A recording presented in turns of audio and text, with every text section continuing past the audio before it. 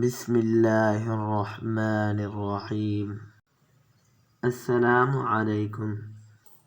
Welcome to Islamic احادیث، the best Islamic. دوستو، آج کی ویڈیو میں ہم بات کرنے والی ہیں رزق کا ایک ایسا وظیفہ جو نبی اکرم رسول کائنات جناب محمد رسول اللہ صلی اللہ علیہ وآلہ وسلم نے خود بتایا ہے۔ ویڈیو شروع کرنے سے پہلے ریکویسٹ ہے نیچے دیے گئے لال کلر کے بٹن کو سبسکرائب کریں، ساتھ میں کھڑے بیل کے آئیکن کو ضرور پریس کیجیے گا۔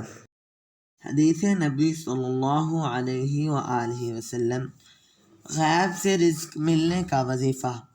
ایک شخص نے عرض کیا، یا رسول اللہ صلی اللہ علیہ وآلہ وسلم، دنیا مجھ سے پھر گئی، رزق تنگ آ گیا۔ آپ صلی اللہ علیہ وآلہ وسلم نے فرمایا، تم فرشتوں کی تسبیح پڑھا کرو اور اس کی برکت سے رزق بڑھتا ہے۔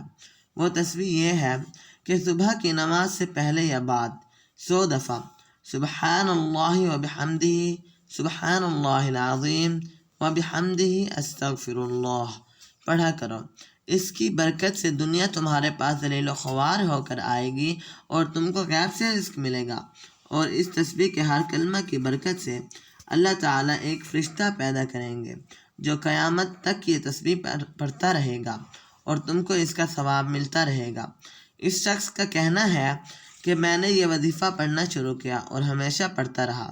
تھوڑے ہی دنوں میں اللہ تعالیٰ نے میرا رزق کھول دیا اور میری تنگ دستی دور کر دی۔